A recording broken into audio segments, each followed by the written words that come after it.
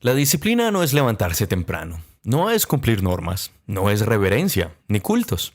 A veces ni siquiera es hacer lo correcto. Disciplina es sostener lo que amas cuando ya no es cómodo. Es que hay palabras que cargamos desde la infancia como si fueran sentencias.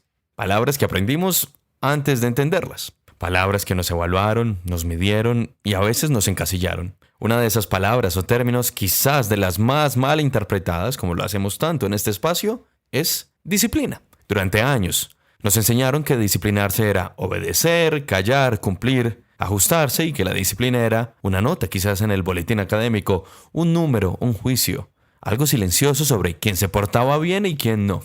Pero con el tiempo y con la vida misma y encima, uno empieza a sospechar que esa definición se queda corta, muy corta.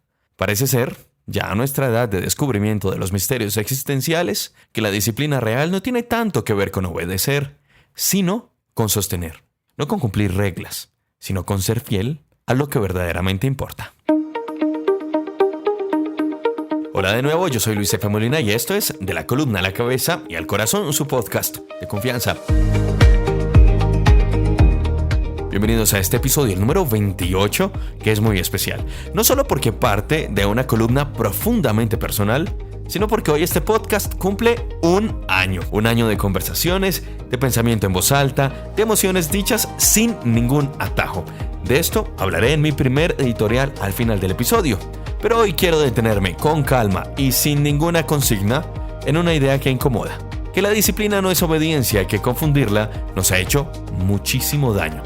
Vivimos en una cultura que glorifica la disciplina visible, la que se nota, la que produce resultados quizás, la que se exhibe. Pero casi nunca hablamos de la disciplina que es invisible, la que sostiene procesos, vínculos, convicciones y caminos internos cuando nadie está aplaudiendo ni está atestiguando. Yo, como me percibo como una persona disciplinada, voy al gimnasio. No es que yo voy al gimnasio y por ende soy disciplinado, es al revés. Todo parte desde el autoconcepto que yo tengo de mí. Lo único que hace el gimnasio es reafirmarme que yo soy disciplinado. Entonces, desde esa reafirmación, mi identidad se ve fortalecida. Por eso más adelante les presentaré a Mario Lignarolo, con quien voy a conversar sobre la disciplina entendida como coherencia vital, no como rigidez, como un proceso integral, auténtico y quizás holístico. Una conversación sobre cuerpo, mente, trabajo, constancia y sentido. Y al final de este episodio, como siempre en el extra tiempo, abriré un espacio muy íntimo para hablar de lo que enseña ser docente, ser profesor y quizás ser maestro. Porque les contaré un poco de una experiencia personal enseñando meteorología y física sin fórmulas en la Universidad Intergeneracional, de lo que esto significó, de lo que me exigió, de lo que me enseñó y sobre todo de lo profundamente feliz que me hizo. Y como les conté, terminaremos con una pequeña nota aniversaria sobre este camino y recorrido que sí, ha llegado hasta aquí, es por amor y también por la más noble disciplina. Así pues, respiremos juntos y empecemos un episodio que no celebra el esfuerzo por el esfuerzo, sino la fidelidad a lo que sostiene. Bienvenidos.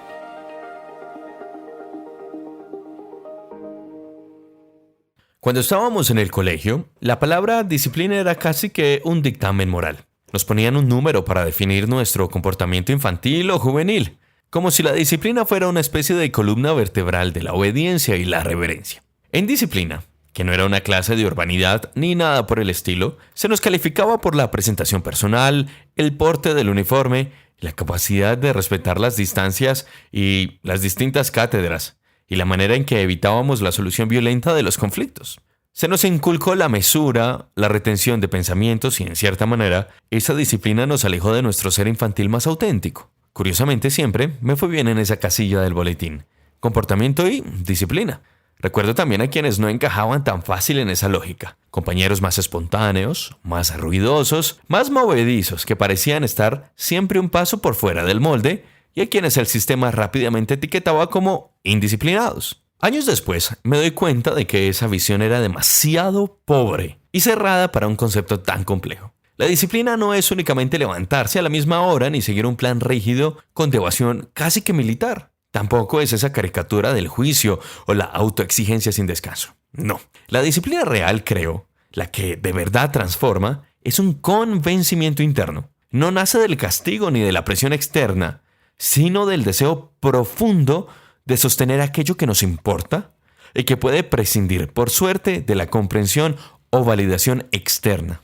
Ser disciplinado no es repetir una rutina, es reconocer una motivación y volver a ella cuando incluso la emoción se apaga. En el fondo, hay muchas disciplinas. Está la disciplina del cuerpo, que aprende a escucharse, no a imponerse, la disciplina emocional de no reaccionar por impulso, la disciplina intelectual de seguir preguntando y dudando, incluso cuando sería más cómodo solamente asumir o suponer. Este año me reconocí en la disciplina espiritual de volver al centro propio cuando el mundo se desordena. Lógicamente, este también es el tiempo de la disciplina afectiva de cuidar vínculos, incluso cuando la vida me empuja hacia el descuido. Todas ellas son distintas maneras de sostenerse o de sostenerme. Lo interesante es que nadie nos enseñó eso. El colegio nos medía el silencio, la puntualidad, la compostura y hasta neutralidad en situaciones donde debíamos tomar partido. Nunca midió la valentía de seguir un propósito, la constancia del cariño, la coherencia interna, la capacidad de elegir lo que uno sabe que necesita, aunque el entorno pida otra cosa, siempre porque prefería lo cuantificable a lo calificable. La disciplina verdadera no depende de veredictos externos. Mejor, es una relación íntima con uno mismo, una negociación permanente entre lo que duele, lo que cuesta y lo que realmente vale la pena. Con esta columna como base quiero conversar con alguien que encarna esa idea de disciplina, vivida y no predicada. Mario Lignarolo es emprendedor, empresario, entrenador, atleta e ingeniero y muchas otras cosas más. Pero más allá de los títulos, para mí, Mario ha sido una revelación y un maestro. Una compañía lúcida, exigente y profundamente humana. Alguien que entiende que la disciplina no es dureza, sino coherencia. Que no se trata de imponerse, sino de sostenerse. Quiero que lo conozcan como yo intento conocerlo. Desde la conversación honesta, sin fórmulas mágicas ni frases hechas o prediseñadas. Porque en nuestro diálogo no caben las cosas que no son auténticas. Así nuestras charlas no son triviales y aunque me gustaría que dieran lugar a más chistes, siempre terminan sondeando lo más profundo de nuestros seres caminantes. Aquí empieza la primera parte de 3 de nuestro diálogo de hoy, Diálogo Aniversario. Como les mencioné, esta es nuestra edición especial de aniversario. Hace un año comenzamos porque este es el podcast de la espontaneidad, de la realidad, de la sensibilidad y sobre todo de la autenticidad. Y hoy estoy más que feliz de celebrar este aniversario con una persona que para mí ha sido más que alguien y es un maestro. Y por eso me enorgullece tener aquí a Mario Lignarolo. Mario, ¿cómo estás? Muy bien, Ben. Muchas gracias aquí por la bienvenida y por invitarme a tu podcast.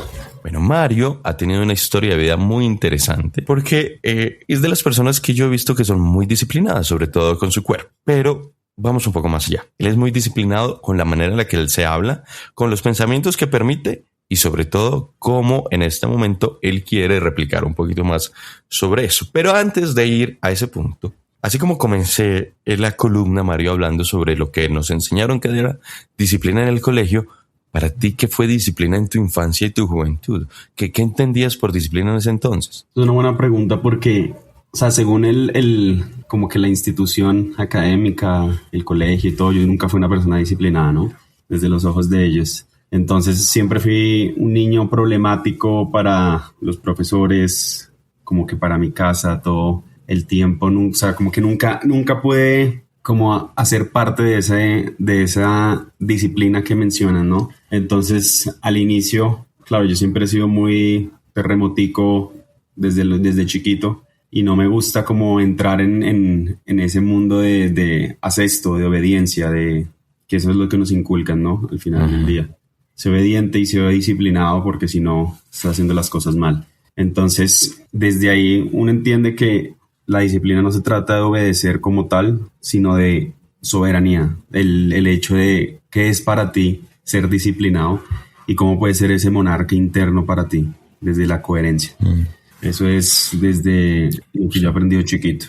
Sí, porque es esa disciplina que confundíamos con obediencia, que era tan reverencial. Es que, o sea, a nosotros más que enseñarnos disciplina, nos enseñaron el manual de Carreño, manual de urbanidad. O sea, es que lo que se enseñaba en el colegio era una línea muy difusa entre urbanidad, obediencia cristiano-católica y disciplina. Y que no tiene nada que ver con la disciplina griega. Entonces, el punto al que va es que la disciplina tiene un efecto de transformarnos. Yo siento que nosotros nos transforma la disciplina más o menos después de los 25 años, siendo yo un poco mayor que tú, pero no mucho. Es tu disciplina, tu capacidad de disciplina. ¿En qué momento la descubres? ¿Cómo te transforma? ¿Y cómo te cambia la manera de ver la vida de tu perspectiva?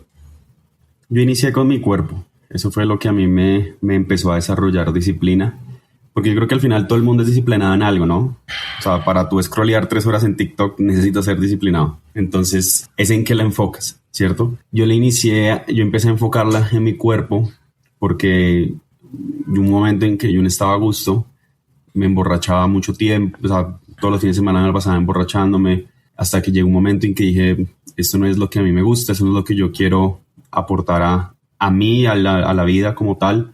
Entonces, desde ahí apliqué mucho esfuerzo para romper con viejos patrones que tenía antes de comportamiento, y el hecho, por ejemplo, de hacer dieta, de pesar comida, de todo eso fue lo que a mí me empezó a inculcar disciplina en mí, que es el hecho de generar ese proyecto hacia mí. Para mí lo más gratificante al día de hoy. Mario, ¿las personas para poder relacionar contigo en este momento deben ser igual de disciplinadas que tú? Cuando mencionas relacionarte, o sea, que estemos como, o sea, compartir las personas algo. Sí, o cualquier tipo de vínculo interpersonal, ¿deben ser personas que compartan tu visión de la disciplina? Yo creo que más que la visión de la disciplina es la visión de la coherencia. El hecho de ser coherentes entre lo que piensas, dices y haces, ¿no? Porque al final, si alguien no es coherente, de entrada no es alguien que es disciplinado. Y hace poquito escuché una definición de maestro que es, pues tú me dices maestro y me da risa, pero al final maestro es el que enseña lo que es. Entonces es esa coherencia. ¿Por qué te ríes? No, o sea, me da risa. Te ríes, es verdad. Sí, pero fue porque ahorita me di cuenta de que yo no me sentía en la capacidad de llamarme, pues entre comillas, maestro, pero hasta que escuché esa definición de tú enseñas lo que eres, ¿cierto? Esa es la coherencia, de poder aportarle a las personas la persona que eres y desde ahí obviamente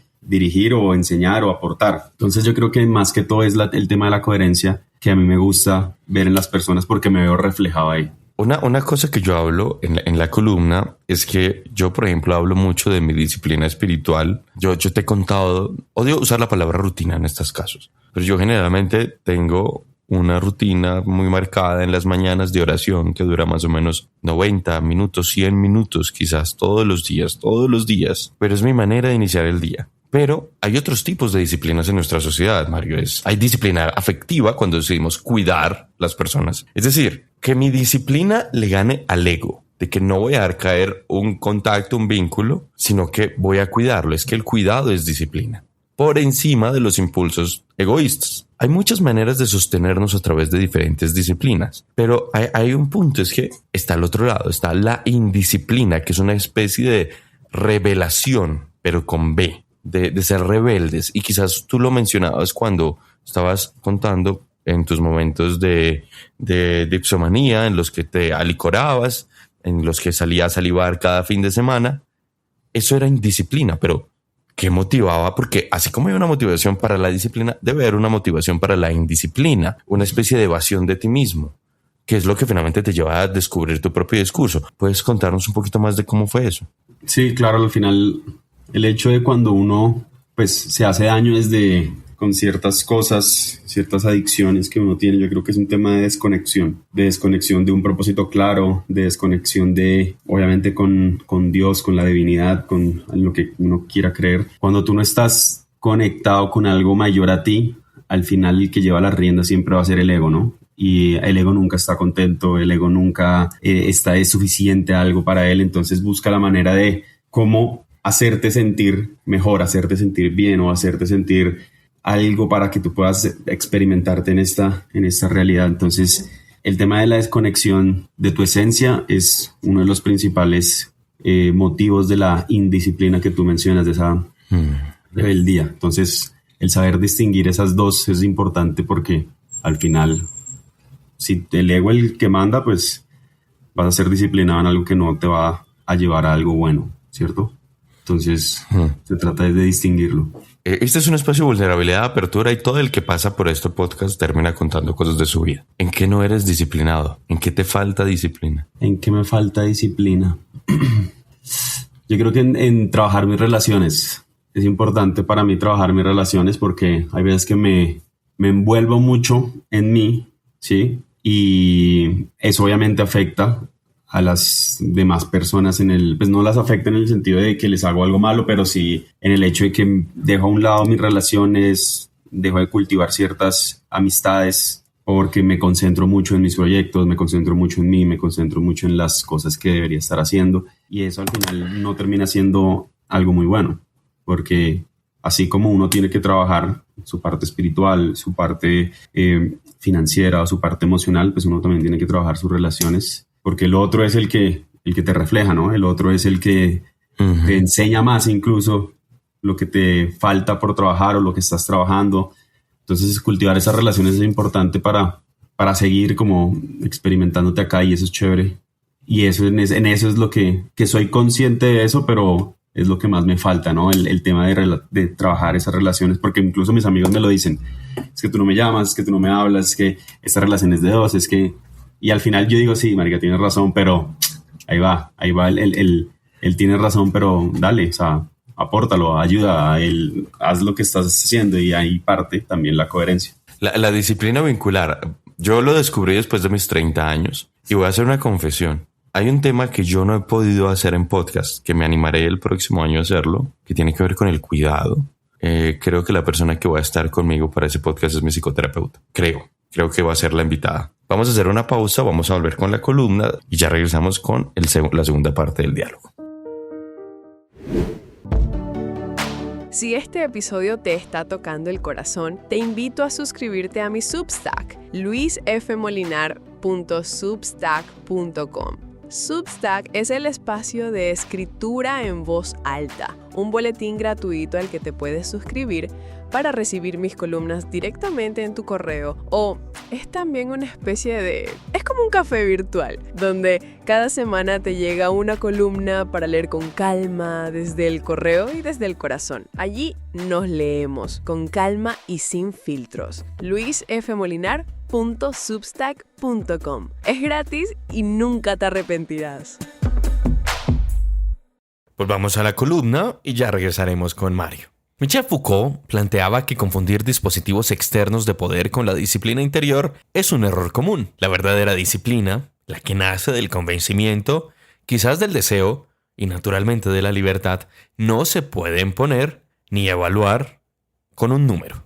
Es una práctica íntima que no responde ni a castigos ni a calificaciones, sino a la construcción de un sujeto que elige sostenerse desde adentro, no desde la vigilancia externa. Para los griegos, la disciplina no era un cuaderno de apuntes, ni mucho menos era una nota de comportamiento.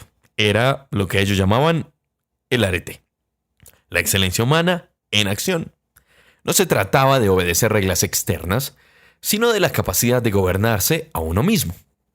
Sócrates insistía en que nadie puede ser libre si primero no aprende a dirigirse, a examinar su vida, a ordenar sus deseos. Y ese orden no era represión, sino lucidez.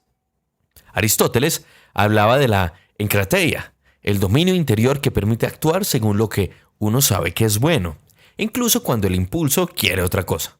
Para él, la disciplina no era un mecanismo moral de medición, sino la madurez de un carácter que elige con coherencia.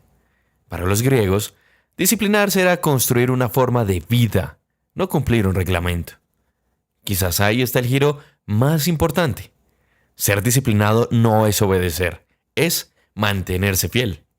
A un proyecto, a un sueño, a una versión propia que todavía está en construcción. En esa fidelidad se juega la libertad y también el sentido. Hannah Arendt, de quien se cumplieron 50 años de su muerte hace un par de semanas, en Estados Unidos, paradójicamente, advertía que el mayor peligro no es la maldad consciente, sino la renuncia al pensamiento.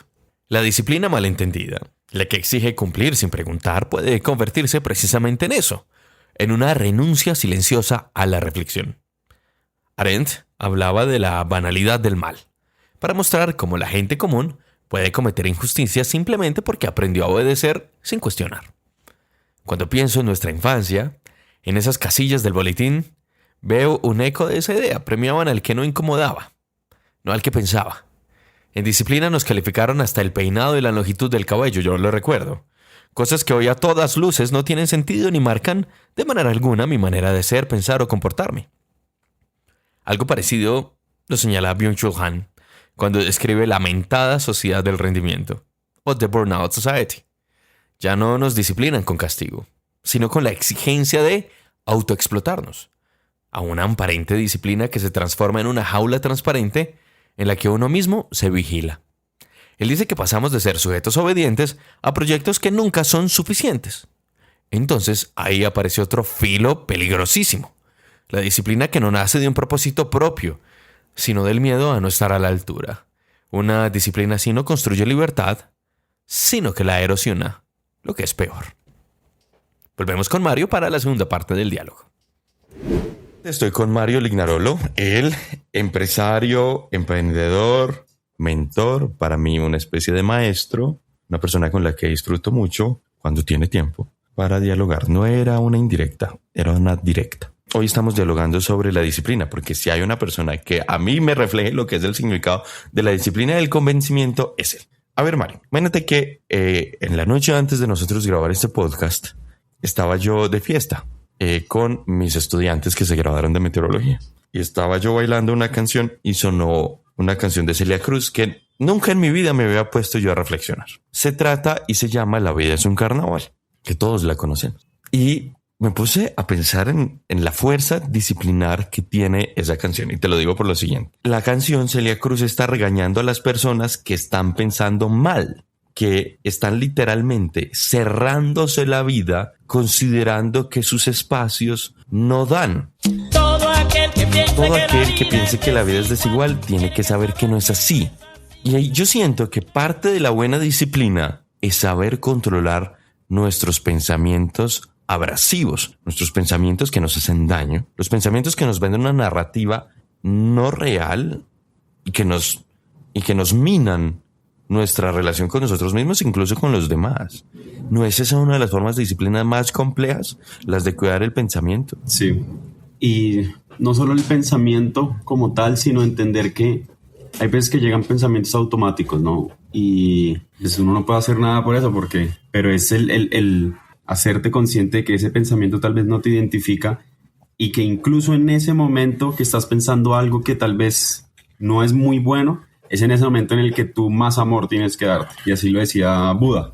Tú o sea, nadie más en el universo te va a amar tanto como tú deberías amarte a ti. Nadie más en el universo debería recibir y merecer tanto amor como tú. Y es en ese momento cuando tú estás con emociones de culpa o pensamientos de apatía o es que culpando, lo que sea. En ese momento es donde más amor tienes que darte. Porque esa versión tuya también puede existir. También tiene el permiso de existir. Y cuando tú te das el amor necesario, estás transmutando de entrada esos pensamientos. Y esa es la verdadera disciplina. El hecho del trabajo interno y hacerte consciente de que incluso en ese momento que estás en tu versión más pesimista o en tu versión que piensa ciertas cosas que tal vez no te reflejan en ese momento o no te aportan tanto, ahí, esa es disciplina, decir, lo acepto y me amo desde acá, me experimento desde acá y me permito pensar cosas culeras o me permito pensar cosas que al final no pueden ser tan buenas, pero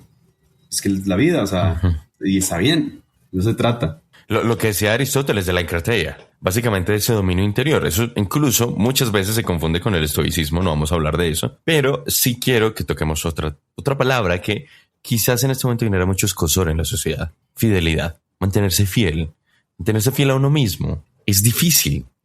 Por ejemplo, tú te elegiste a ti en el sentido de que en este momento estás muy centrado en tu proyecto. Voy a contarles un poquito de quién es Mario. Mario tiene una empresa, pero con su familia, pero a su vez él quiere empezar a liderar como un cambio de pensamiento en las personas. Y a mí me parece muy lindo eso que haces, sobre todo por las claridades en las que tú has logrado hacer unas disecciones, incluso de versículos bíblicos, porque hemos tú y yo discutido la Biblia varias veces, cosa que me encanta cuando empezamos a hablar. Tú de los proverbios que te gustan tanto, a mí me encantan también los salmos, que es de mis libros favoritos, pero mi libro favorito es el Eclesiastés, o el Eclesiástico, como le quieran llamar. El punto es que la sabiduría de la vida para mí está en esos dos libros. Obviamente está en el Evangelio, en las palabras de Jesús. Hay muchas cosas, pero el Eclesiastés para mí tiene la claridad.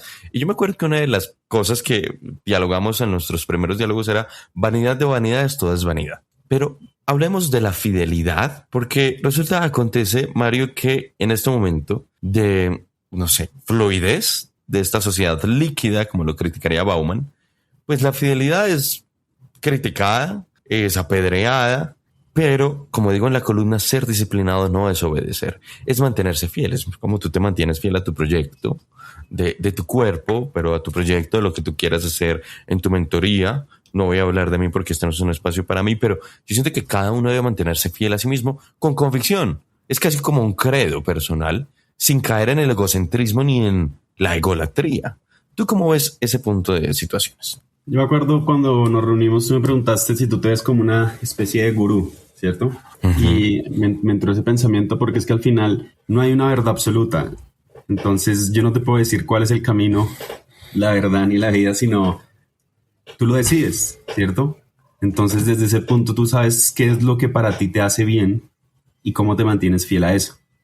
Entonces no se trata es de seguir lo que está haciendo el otro y decir, esa es la verdadera disciplina, eso es lo que a mí me va a servir. No, porque cada uno tiene convicciones diferentes, cada uno tiene metas diferentes, objetivos diferentes. Entonces se trata es de ser coherente, fiel a lo que para ti es, no sé, la vida o un proyecto o lo que sea, porque al final proyecto viene un proyecto como tal viene de tu proyección, de lo que tú proyectas hacia afuera. Eso es un proyecto. Entonces, desde adentro hacia afuera, ¿qué es lo que estás mandando? ¿Qué es lo que estás proyectando? Porque eso es un proyecto, eso es un emprendimiento, es una empresa. Entonces, es que para ti es fiel y desde ahí aprendes para poder proyectar lo que a ti te gustaría proyectar en la sociedad. Por eso el máximo camino para mi desarrollo personal siempre va a ser el emprendimiento, porque es desde ahí cómo la gente ve tu coherencia y cómo te mantienes fiel a ti. Eso es para mí. Sí, no, yo personalmente me río mucho de la palabra gurú desde que me veo una película que se llama El Gurú del Sexo, que es del 2002. Tú eras muy joven, pero es una buena película. Es una gran película de un tipo de la India que se va a Nueva York y enreda un montón de gente. Bueno, no vamos a hablar de eso, pero yo siento que hay una gran diferencia entre uno querer tener seguidores e inspirar. Eso es muy distinto.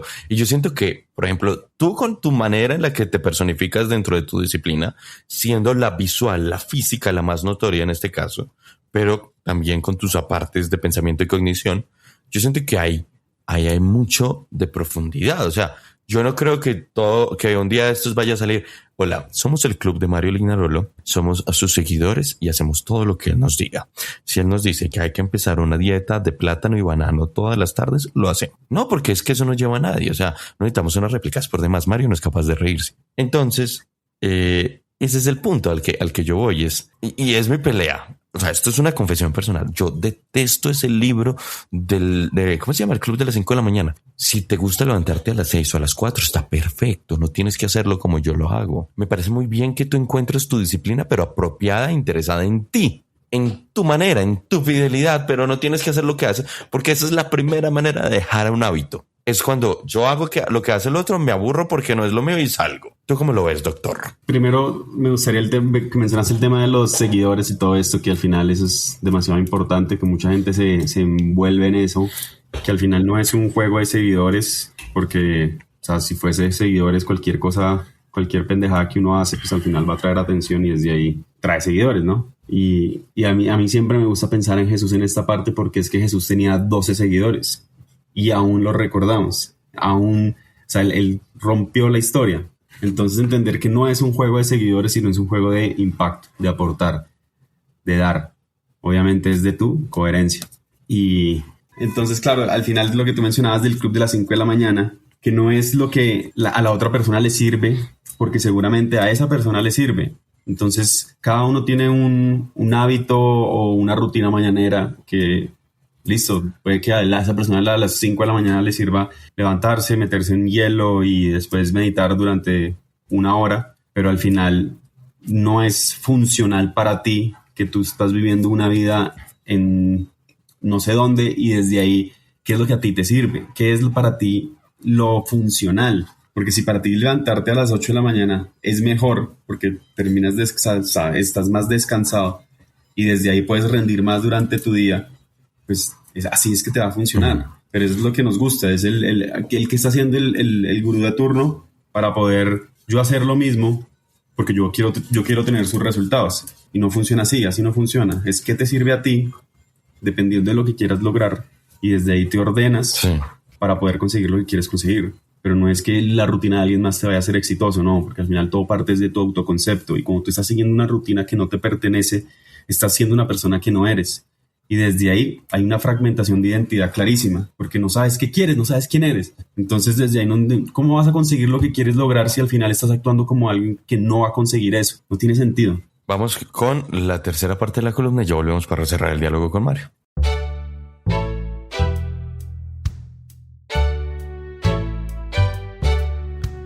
Friedrich Nietzsche también se rebelaba contra esa forma de disciplina, mecanismo. Para él, la vida auténtica requería cultivar la fuerza interior y no la docilidad. Su crítica a la moral gregaria anticipa algo crucial. La disciplina puede volvernos máquinas de repetición o puede impulsarnos también a crear. Depende de si nace del miedo o de la voluntad de afirmación. Incluso Max Weber mostraba cómo la modernidad industrializó la disciplina, transformándola en un engranaje indispensable de la burocracia. Esa racionalización del comportamiento humano creó eficiencia, sí, pero también convirtió al individuo en una pieza de un sistema que no siempre entiende ni que tampoco eligió.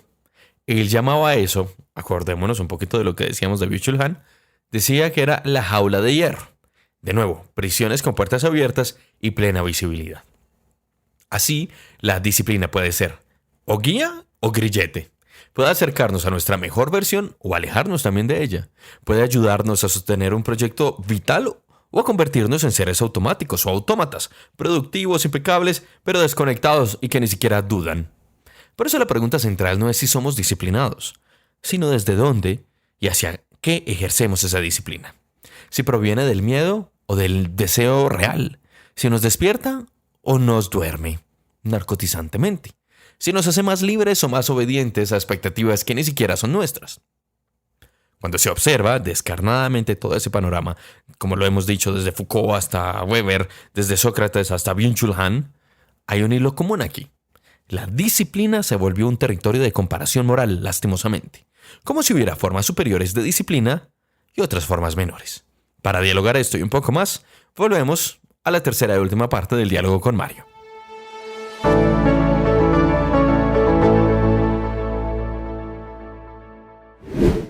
Continuamos y esta es la tercera y última parte de este bloque, de esta entrevista, o bueno, no es una entrevista, es un diálogo aniversario con Mario Lignarolo, una persona que realmente ha aprendido a valorar bastante y que por demás los miércoles sube al Cerro de Monserrate en Bogotá. Y hoy estamos hablando de la disciplina y justamente toco lo del Cerro de Monserrate porque yo siento que se necesita mucha disciplina para uno subir al Cerro de Monserrate los miércoles. Que no está lloviendo, obviamente.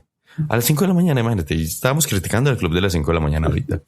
Pero en la casa del herrero el cuchillo es de palo. Mentiras. El punto es que me gusta mucho, no es algo, o sea, porque ahorita estabas tú diciendo algo muy importante. Es que todos tenemos una versión de la disciplina muy, muy interesante. Y yo a veces consideraría, y esto es un sesgo, que es que, por ejemplo, las personas atléticas como tú solamente se pueden relacionar con personas atléticas. O pueden vivir su vida con personas atléticas porque comparten los mismos intereses. ¿Tú qué piensas de eso? ¿Es muy cerrado? O sea, lo digo porque en la industrialización de la disciplina, como lo dice Weber, o Weber, como le quieran llamar, hay un punto en el que nosotros nos empezamos a relacionar con personas de nuestro igual tipo de jaula. En lo que llamaba él la jaula de hierro, prisiones de puertas abiertas, donde literalmente nosotros somos como la paradoja del elefante que está atado, lo desatan y sigue atado, creyendo que está atado. El punto es cómo relacionarnos con las otras disciplinas de las otras personas, sin entrar en el juzgamiento y, ojo, algo que me preocupa mucho es superioridad moral. Porque yo conozco muchas personas que porque van a un gimnasio todos los santos días desprecian a las otras. Conozco muchos que porque se leen un libro semanalmente desprecian a los que no leen su libro. Conozco muchos que van y se dan golpes de pecho en una iglesia, en una parroquia y desprecian a los que no van a hacer lo mismo. En fin, ¿cómo no caer en eso que se ve tan tentador? Es que yo soy mejor que tú. Yo creo que lo primero es entender, separar, aprender a separar de que todo el mundo tiene un ego, obviamente, y lo que tú mencionas es muy importante porque yo creo que también caí víctima en el ego espiritual de cómo yo medito, me creo mejor o algo así, ¿no? Entonces, obviamente la vida siempre te va a poner en esa, o sea, te va a meter dos cachetadas y te va a decir, así no funciona, genera empatía porque el otro no está separado de ti, el otro te revela.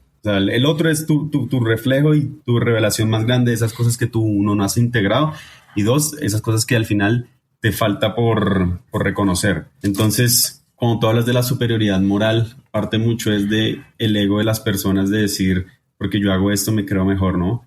Pero al final somos seres holísticos y como haces una cosa, las haces todas. Entonces, obviamente parte también del contexto en el que tú estés. Porque yo sé que contigo yo no voy a compartir una conversación en un gimnasio, pero sí puede ser en una biblioteca como tomándose un café. Entonces también parte del contexto, porque yo aparte de ser atleta de hipertrofia, como sea, no sé, bodybuilder, lo que sea, como me autodenomine, también soy una persona que le encanta la parte espiritual o la parte del autoconocimiento, o me encanta salir a caminar. O sea, o sea, somos un mundo, cada persona es un mundo, un universo, y yo decido no encasillarme en algo, ¿cierto? Porque al final yo puedo, de hecho, soy diseñador, soy bodybuilder, soy lector, soy emprendedor, Es ingeniero, aunque no lo dice. Ingeniero, además, por profesión, de título, soy coach, soy un mundo que al final yo mismo decido que soy. No es que yo vaya a encasillarme en algo, pero así como hay gente que yo me creo mejor por el hecho de entrenar o de tener X cantidad de empresas o lo que sea, desde ahí uno dice, estás jugando el juego mal, porque lo que estás haciendo es no aportar desde tu coherencia, sino creerte mejor. Y esa superioridad al final va a terminar siendo lo que la vida te va a agarrar para decirte, vas a empezar de cero otra vez. Tienes que empezar de cero porque estás haciendo las cosas mal. Una pequeña anotación, sí podemos ir al gimnasio, pero pues no va a ser la misma hipertrofia. Pues podemos hacer spinning y yo creo que de pronto ahí te puedo vencer. Mentiras, no es una competencia. Hay algo que me llama mucho la atención. Es que tú lo tocaste y creo que es algo que va en paralelo en nuestras vidas. Y hay una palabra que quizás cae como anillo al dedo para esto: multidisciplinariedad. Porque imagínate, y hay algo que me gusta mucho el lenguaje, es que a nuestras ocupaciones les llamamos disciplinas. Y hay gente que me dice, venga, ¿usted cómo es que es periodista? ¿Cómo es estratega narrativo?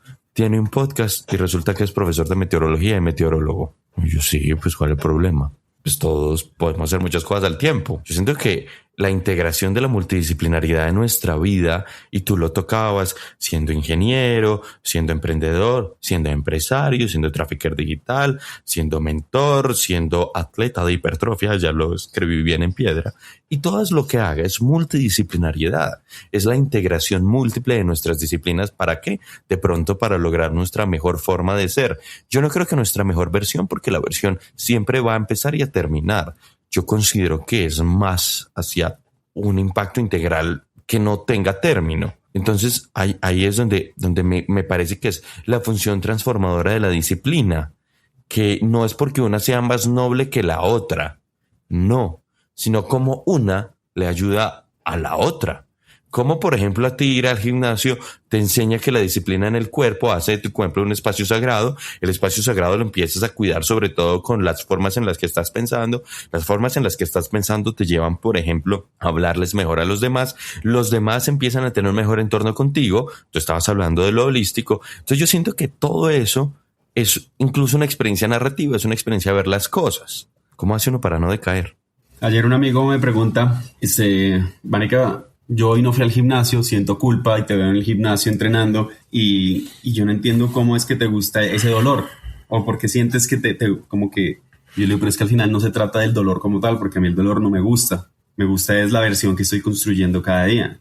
Porque el hecho de ir al gimnasio no es para sentir el dolor como tal, sino es el autoconcepto mío que yo estoy construyendo para poder experimentarme en la realidad en ese sentido. Porque es que al final uno tiene que entender que uno hace las cosas no para hacer, sino uno es, por ende hace, ¿cierto? Entonces todo parte desde lo que tú acabas de decir, del estado del ser, del quién soy yo. Entonces desde ahí, como somos un mundo, somos holísticos, tenemos muchas áreas en nuestra vida. Entonces para mí ir al gimnasio eleva mi autoconcepto, y mi autoconcepto es lo que determina mi realidad, porque es lo que entra en mi estado de ser, mi autoimagen. Entonces si yo me percibo a mí mismo como una persona disciplinada, pues si yo me percibo como una persona disciplinada, ¿qué hace? Va al gimnasio, o lee, o medita, reza, ora, trata bien a las personas, todo eso. Entonces al final yo, como me percibo como una persona disciplinada, voy al gimnasio. No es que yo voy al gimnasio y por ende soy disciplinado, es al revés. Todo parte desde el autoconcepto que yo tengo de mí. Lo único que hace el gimnasio es reafirmarme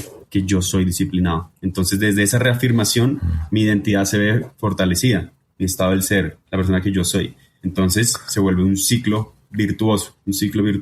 Proyección, percepción.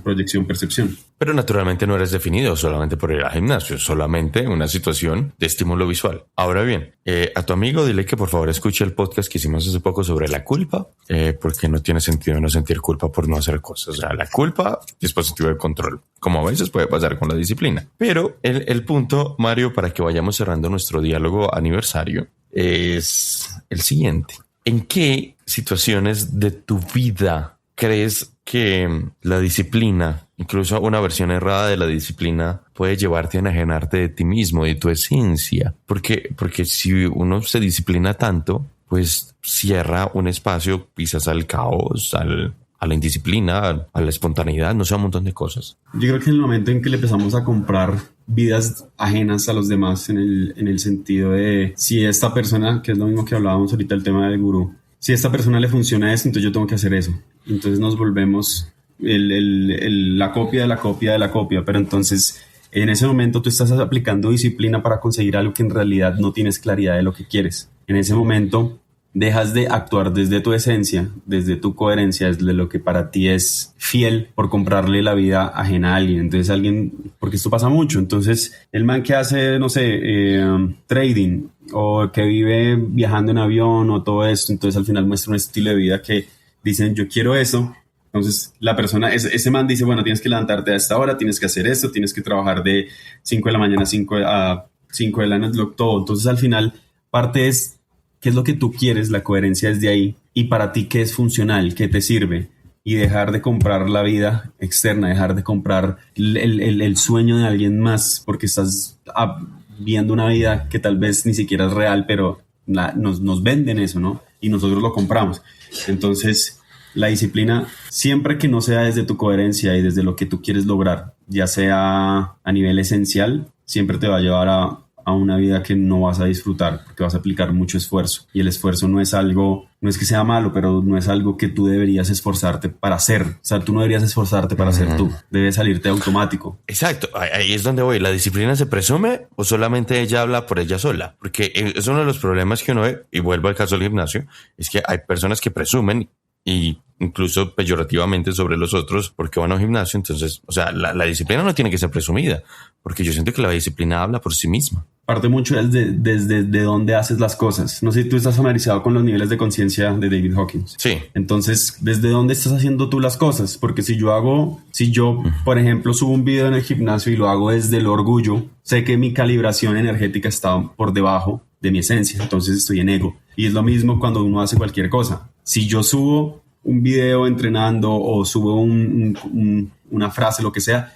es desde dónde lo estás haciendo, desde qué energía lo estás haciendo. Porque normalmente a la gente le encanta presumir o le encanta hacer ciertas cosas para decir, mírenme, aquí estoy, ¿sí? Pero cuando tú entiendes que tú no puedes engañar al universo, tú no puedes engañar a Dios desde dónde haces las cosas, porque el lenguaje de Dios es energía como tal. ¿Desde dónde haces las cosas? Si la estás haciendo desde el ego o desde la esencia. La intención detrás del acto es lo más importante. Caray. Finalmente, esta es una pregunta de Reinado, pero ¿tú te has imaginado cambiando tu perspectiva sobre la disciplina y que incluso la disciplina hacia ti mismo te haga dejar tus disciplinas actuales? Sí, sí, muchas veces. O sea, ya para mí el tema de la disciplina, digamos que no es algo que yo saco al mundo, decir tienes que ser disciplinado, tienes que... No, ya de eso no. O sea, mucha gente me pregunta cómo haces para ser tan disciplinado. Yo le digo, pues que yo no soy disciplinado. Solo soy yo, soy yo. O sea, para mí no es esforzarme para cumplir lo que quiero cumplir ni nada, sino que al final termina siendo la persona que soy. Entonces, no se trata de hacer disciplina, o sea, no se trata de ser disciplinado, se trata de tener claridad de quién eres y desde ahí actúas como tal, desde la coherencia. Porque si tú tienes una visión clara de la persona que eliges ser, pues al final las acciones que tomes van a ir en coherencia a eso. Pero si no van a... O sea, ahí es donde entra la disciplina, ¿no? Si tú vas a accionar y actuar desde lo que quieres conseguir, pero tus pensamientos no van alineados a eso, o tus acciones no van alineadas a tus pensamientos, pues al final estás en incoherencia. En eso es la disciplina también. Solo me preocupa una cosa, y que uno pueda terminar muy borracho de uno mismo, muy borracho dentro de sus propios pensamientos y quizás ya yéndose a una dimensión no real. Cuando te refieres en borracho, ¿te refieres a un o sea, pensamientos en qué sentido? Estoy embebido de mí mismo, de mi manera de pensar. Y estoy tan obsesionado con mi manera de pensar. Ni siquiera obsesionado. Estoy tan enfocado en solo mi manera de pensar que eso termina por emborracharme, por enceguecerme. Y eso es lo único que a mí me preocuparía del caso. Te entiendo. Claro, o sea, como que al final cada uno vive su verdad y desde ahí se experimenta, ¿no? Lo que tú mencionas de emborracharte en tus pensamientos y en eso, no lo veo como algo malo, porque al final eso es lo que vas a experimentar. Pero si lo haces de una manera positiva, si tienes pensamientos buenos o emociones elevadas, obviamente no todo el tiempo, no es necesario, pero es que al final en eso parte, porque cada uno vive un juego, que esto ya es un poquito más místico, más profundo, más... Cada uno vive su juego y uno construye ese personaje a través de sus pensamientos y emociones, pero si yo tengo la audacia suficiente de decir, este es el personaje que yo elijo, experimentar acá, y a mí nadie, absolutamente nadie me va a contradecir eso, dale con toda, porque al final obviamente van a haber consecuencias de tomar tus decisiones y tus acciones y la persona que eliges ser. Pero Donald Trump es Donald Trump y el man está chiflado de lo que es, pero es la persona que es por su convicción y su autenticidad, ¿cierto? Es igual que cualquier otra persona. Terremotico de hace 20 años, maestro de ahora. Gracias por estar aquí con nosotros. No, gracias a ti por el espacio, por permitirme expresarme y no, muy bacano la conversación. Por demás, Mario comenzó súper rígido, súper quieto la conversación y terminó bailando en la silla. O sea, terminó libre este muchacho. Vamos con el final de la columna. Si alguna vez te has sentido fuera de lugar, si estás aprendiendo a amar en tiempos del descarte, si el silencio te ha dolido o salvado, este es tu lugar. Sigue explorando de la columna a la cabeza y al corazón. El podcast de Luis Felipe Molina, donde las palabras bajan al cuerpo y las emociones encuentran nombre. Hay episodios sobre tocar fondo con dignidad, sobre la fe que abraza, sobre la gracia de ser espontáneos y el derecho de no estar siempre disponibles. Son conversaciones reales, son columnas que respiran. Hay dolor, ternura y sentido, humano y auténtico. Escúchalo donde sea que oigas tus podcasts, de la columna a la cabeza y al corazón. Tu casa también está aquí. Cerremos esta columna. Es que hemos hablado tal vez como si la disciplina visible, la que se nota, la que tiene resultados tangibles, incluso ostentosos, fuera más válida que la interna, la silenciosa, la que no aparece en fotografías ni tiene una etiqueta en redes sociales, no. Eso es un error cultural enorme y lo peor es que es un error cruel por toda la desgracia. La disciplina más visible es muchas veces la más estandarizada. Madrugar a hacer ejercicio porque hay que madrugar y compartirlo en una historia.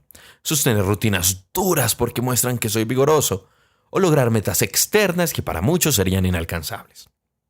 Está bien, es válida, necesaria para muchos y transformadora incluso, pero no es la única ni necesariamente la más profunda de las disciplinas. Alguien puede sostener con rigor su entrenamiento físico y, al mismo tiempo, cultivar su salud mental, su fe, su trabajo interior. De igual manera, alguien puede no hacer ejercicio jamás y, sin embargo, sostener con disciplina su mundo emocional, sus vínculos, su coherencia interna. Y alguien puede ir al gimnasio a sacar fuerza y no tener absolutamente nada de templanza existencial. Porque la disciplina no se mide por lo que se ve, se mide mejor aún por lo que sostiene, como lo hemos dicho. Ahí aparece un matiz que importa mucho dejar claro. Nadie debería sentir superioridad moral por su forma de disciplina. La disciplina física no es más noble que la disciplina de la escucha profunda, ni que la disciplina del cuidado de los vínculos, ni que la disciplina del pensamiento crítico, ni la disciplina de ser afectuosos, o de la disciplina espiritual, o de la disciplina de mantenernos honestos con nosotros mismos cuando sería más fácil fingir. Cada quien tiene su lenguaje de disciplina. Cada quien lucha sus propias batallas. Cada quien encuentra su propio ancla. Por eso mismo, juzgarnos mutuamente por tener o no tener disciplina es una forma muy simplista y reduccionista, e incluso hasta violenta, de entender un concepto que tiene capas infinitas y en ocasiones tan delgadas como la troposfera. Una concepción prematura de disciplina que es tan inmadura que, si lo pensamos bien, puede ser un salvavidas o también una trampa. Puede sostenernos o puede mecanizarnos. Disciplina sin conciencia es obediencia reverencial. Disciplina sin deseo puede ser hasta un castigo. La disciplina sin alma es simplemente repetición sin sentido. Pero la disciplina con propósito, eso ya es otra cosa. Esa disciplina construye una vida con mayor amor. Claro, auténtica entrega. Fuera eso sí del yoísmo y más hacia la compasión.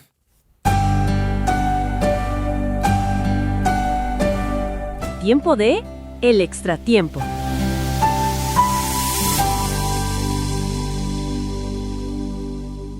Cerremos este episodio con el extratiempo, pues hay momentos en los que la vida nos pone frente a lugares inesperados y sin demasiadas explicaciones. Y nos dice, vea, ahí es.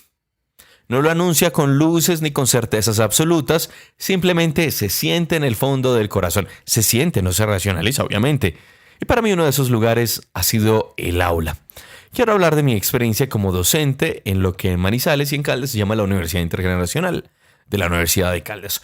Tuve 14 estudiantes fabulosos de todas las edades. Personas ya en oficio, personas que ya se retiraron de la vida laboral y personas jóvenes que apenas empiezan a explorar su camino. Y había algo particularmente hermoso en esa escena. Yo era el profesor más joven de toda la clase. Por eso fue profundamente bello encontrar ese amor genuino por aprender una ciencia como la meteorología. Una ciencia que es exigente, que es bastante compleja, que tiene nombres en latín y en español que no se deja dominar fácil, que pide paciencia, curiosidad y sobre todo humildad. Y aún así ellos la eligieron. La eligieron con ganas, con preguntas, con una atención verdadera. Fue un descubrimiento intenso. Muchísimo trabajo, sí, no lo voy a romantizar. Pero también una felicidad y complacencia enorme. Lo podríamos llamar incluso plena satisfacción. Y yo era, eso sí, el más feliz de todos. Si ellos eran felices, yo lo era más. Me perdía en el tiempo cuando estaba con ellos literalmente. No tenía noción de las horas si yo estaba enseñando las nubes, ni del cansancio ni del reloj si había que hablar de precipitaciones. Solo estaba ahí presente y compartiendo con ellos. Y cuando eso pasa uno entiende algo simple y poderoso. Que enseñar no es transmitir información ni llenar cabezas, ni cumplir un programa o cronograma. Enseñar es compartir sentido. Es abrir un espacio donde el conocimiento se vuelve experiencia y vínculo. La docencia, cuando es real, no se ejerce, se habita. Y como me lo dijo Juan Camilo Valle, uno de mis alumnos ya graduados, el que enseña bien aprende 2 veces.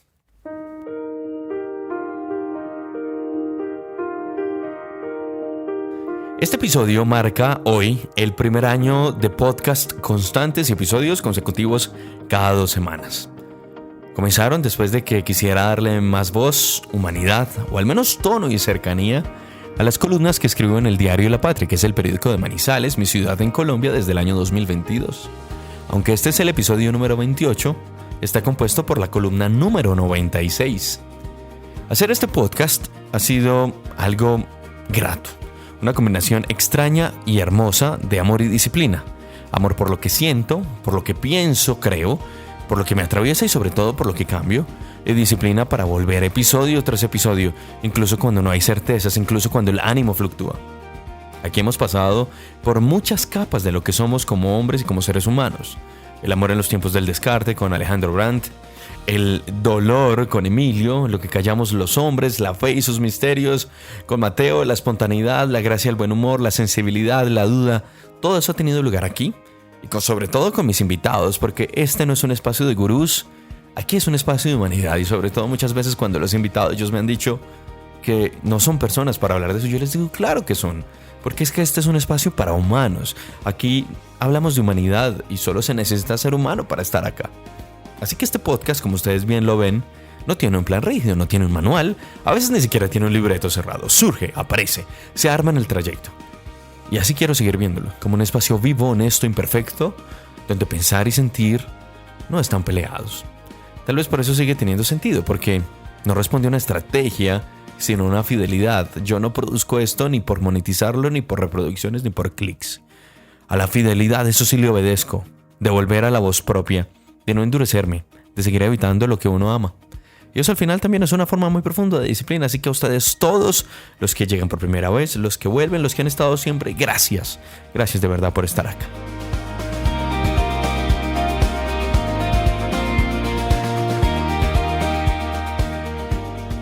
Este fue el episodio número 28, un episodio que celebra un año de este podcast, pero sobre todo que celebra algo más profundo, la posibilidad de sostener lo que amamos con disciplina viva, no obediente. Hoy lo hicimos desde la columna, desde la conversación, desde la experiencia docente, porque la disciplina no se grita, se practica, no se impone, sino que se elige. Gracias por estar, por escuchar, por acompañar este año de pensamiento compartido. Yo soy Luis F. Molina hoy con Mario Lignarolo como invitado y nos escuchamos en el próximo episodio, que seguramente llegaremos otra vez a eso que quizás nos saca de foco al finalizar un año. Y recuerden que la disciplina que vale la pena no es la que endurece, sino la que siempre nos sostiene. Chao.